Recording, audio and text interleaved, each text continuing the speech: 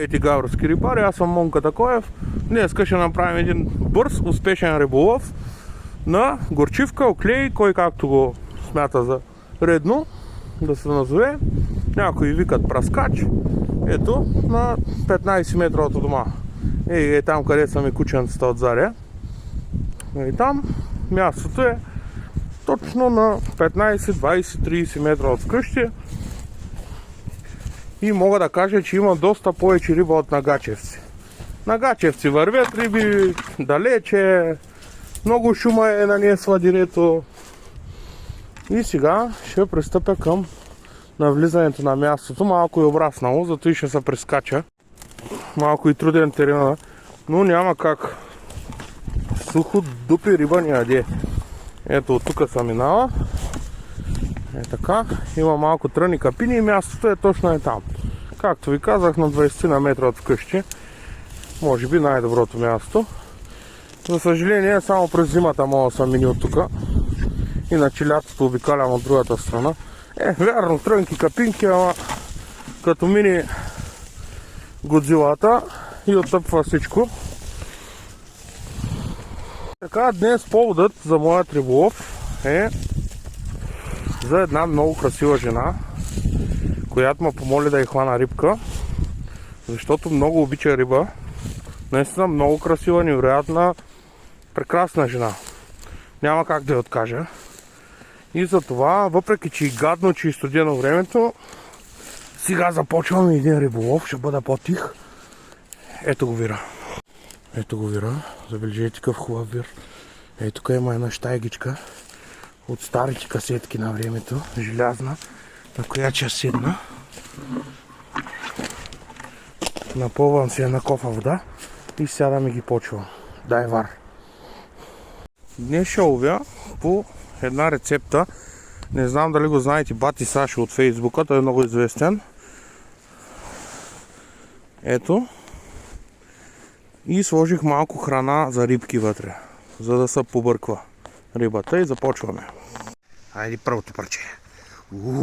Дай вар, дай. Я вижте, колко кефочи. Айде второто парче. Айде пак кефочи. Ули, той не го очаквах. Че хубаво. Айде едно по-стабилно кефочи. Дай вар. Ха-ха! И голям рибар са, бей. Ще има затиганя. Дай вар. Що ме замацка, ще ги убия. Оле майко. Айде още един. Мале. Много риба има тук, бе. И то субав. Както виждате, вижте как съм поставил въдицата.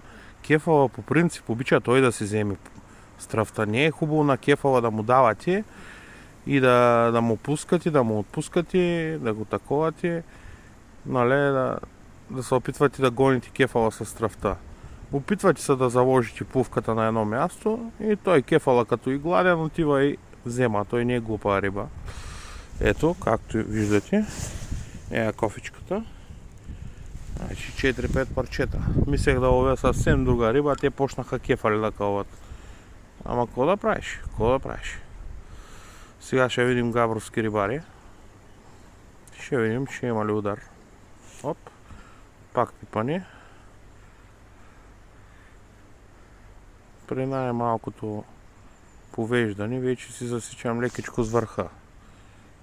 Но изчаквам рибата сама да си вземе стръвта. Хоп! Ето видяхте, тук засекох леко. Но не беше хубаво повела. Затова пак поставям си въдичката тук и чакам. Ето сега ще ви снимам пувката. Ето виждате пувката. Вижда се прекрасно ловчицата. Тъй полегнала, той си я носи, водичката си я носи. Рибките са отдолу, явно в подмулата, там ги набарах. Има и по-едри кефали. Фащал съм доста по-голям кефал тук. И тъй. Сега ще им изкараме на лекции тук по риболов. набързо. Че доста е хладно и времето напредва и за сега добре вървим. Добре вървим. Да не изтървам пувката от кадър. Има яки набивания, ама нормално, като извадиш една риба, те другите се стресират лекичко и спират за момент да кълват. Иначе кофата шава, рибата е тук. Ето, приятелчета, хубавите кефалдаци.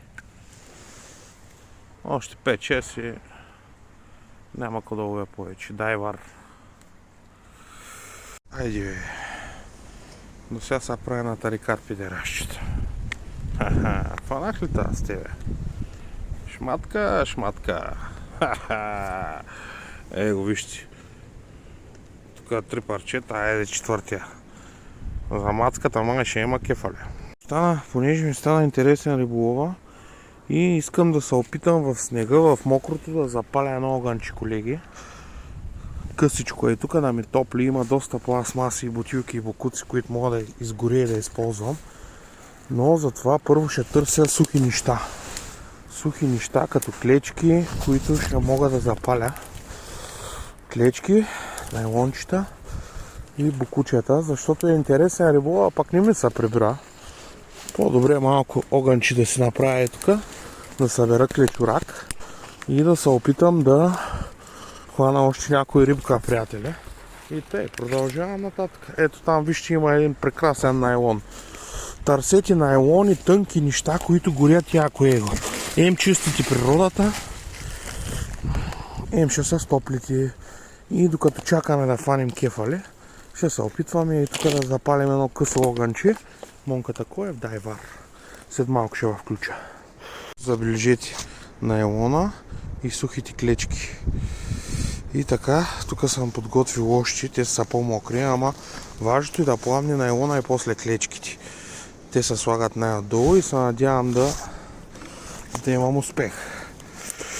Много е трудно в такова време да се запали огън, но не е невъзможно. Тъй, че гледайте. Приятели, запалих тънката найлонка и сега почвам полекичка да търся сухи клечици отгоре да слагам. Тук е пълно сухи клечици и покрайто и още някой найлонка ще се слага, няма как. Няма как, найлона е голямо палежно средство, трябва да го знаете. Много добро палежно средство за палене на огън е найлона в екстремни ситуации. Аз винаги го използвам. Де-факто бокуците в случая помагат, за да оцелеем сред дивата природа. Ето. И сега продължавам с клечките, за да не отърва пламъка. Ето, приятели. Слагам още клечураци. Вече той като се тръгне да си опъни огъна и вече почва да става интересно. Но не е хубаво да го задушавате много. Полека-лека се надявам да си тръгне от само себе си. И продължаваме, търсим сухи клечки тук във височина. Сухи клечки, паднали клечки. Всичко, което е във височина е по-сухо от това, което е долу, което е мокро. И добавяме. Добавяме и штракаме с пръсти след малко. Ще има яко дайвар. Защото то като гори отдолу, отгоре ще запали и долния найлон и огънчето може и да тръгне. Ето, забележете. Бавно, обаче има надежда. Продължавам да събирам сухи, приятели. Казвам, най-лесно е да се откажете. Но стига да следвате съветите на Монката Коев, винаги може да оцелеете сред дивата природа. Ето, огънчето почна да тръгва. И риболова след малко ще стане далеч по-приятен. Както виждате, търсим тънки найлони, неща, които бързо ще изсъхнат и лесно ще се запалят. Ето така. Но не затискаме пламъка. Его шишенци. Тама ще направим една хубава оборка. Тук на мястото. Много хора гледам във ловите риба на гачевци и те си оставят и бокуците. Запалете един огън и ги изгорете, то пък много сложно. Не е страшно. По принцип майстор рибарите винаги си изгаряме бокуците. Его сега и моето хубавото, прекрасното място. Ще идвам пак и другия път ще имаме и чистичко, защото съм изгорил всичко. Его шишета от Веро, бокуци. Его шише от чили. Жуля тука, в случая огъня, като се разгори, вятъра ще почне да помага, не да пречи. В момента и вятър има и пак паля. И във вятъра. Както виждате, не е невъзможно. Дай вар. Трябва да се научите да оцелявате. При всички положения. Оцеляване с Монката Коев и риболов на кефал при минусови температури. Гледайте и се учете. Его сега е то склон, гледай къде. Идеален. Идеален е и тук да го понастъпя. Нали, пластмасата е колкото да запалим дървото, приятеля. Все пак. Ето. Правя си 5-6 добавя. И полека-лека според мен ще тръгне работата. Къде ще иде? Не вярвам да огасне. Хо-хо. Той тръгна вече. Сухички, вадите си вече мокри, всякакви може да слагате. Но ще гледате да е малко по-сухичко все пак, нали? И давате време на огъня да може да дръпне.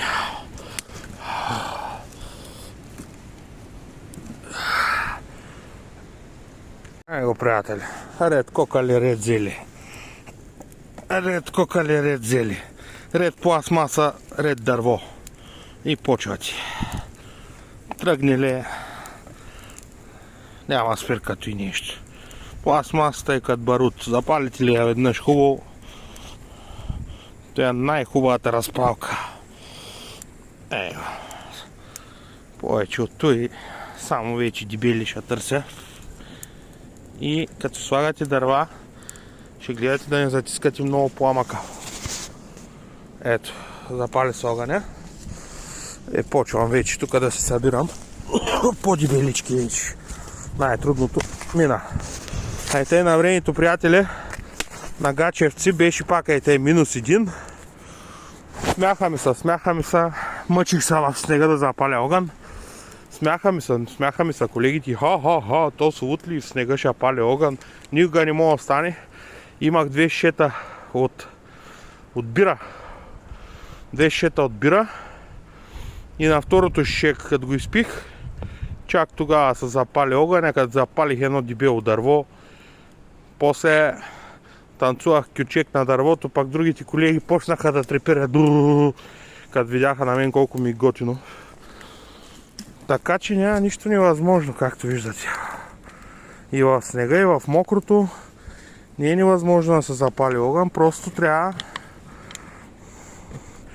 да сте упорити. Трябва да сте професионалисти.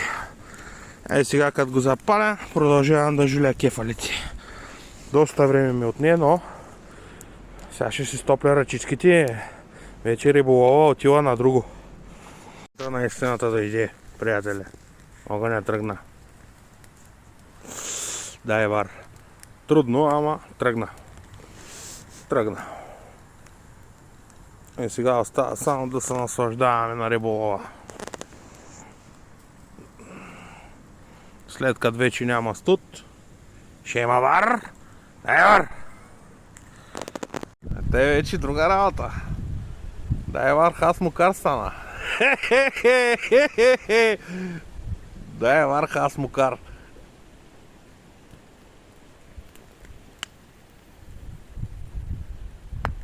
Вятър, студ и мъгла. Но вече имаме условия за да продължим риболова. Тъй друга работа! Ядва са те! Въричката, и кефалети вътре. И вече Аладин. Аладин. Фокуса на Аладин. Тука има, тука няма. Получи се. Дай вар. Определено съм много доволен. Както бях станал на кокъл, изведнъж взеха да се получават нещата, взех да се стоплям. Надявам се и риболова да се освежат малко нещата. Поне за времето, което смятам да прекарам тук още известно време, мисля, че огъня е топ. Бухалка е огъня. Дай вар, приятели, продължаваме. Баря, лошо време, лоша ракия.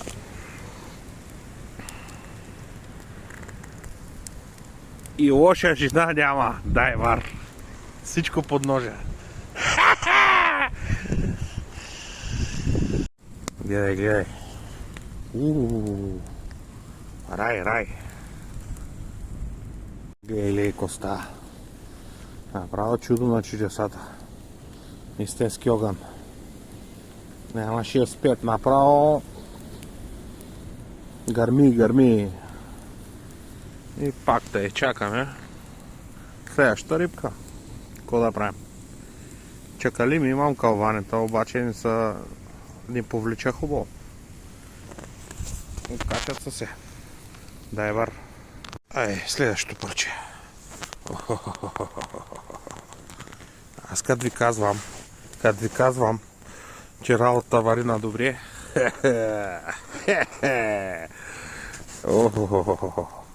Дай вар. Хубаво кефалче. Приятели, вече и жарава има. И чакаме. Сложих за голямо на грост. Чакаме да отпере нещо голямо. И да приключваме риболова за днеска. Мисля, че достатъчно риба хванах, показах как става. И така, в очакване на голямото. Продължаваме напред. Дай вар! И тъй, приятели, ще приключвам риболова, защото скъсах вече, тъмно стана. Важната част успях да я снимам с паленето на огън, с хващането на риба, даже още си гори огънчето. С оцеляването. Сега ще ви покажа и крайния резултат. Ето ги, хубавите кефалъци. Ето ги. Тук аз май ще ходя за риба на Kaufland, на магазина. Хоп. Реших да ги пусна, приятели, защото няма смисъл. Нека да растат, да има и за другия път, да си направим кефа. Ето, айде първия. Първия го връщаме. Втория. Третия. Четвъртия. Петия. И шестия, приятели. И накрая, много важно, независимо какво е времето, да загасите огъня. Използвате водата от кофата. И така. За габровски рибари, за дрянски рибари, за България рибари и за всички рибари, Монката Коев. До нови срещи. Дай вар!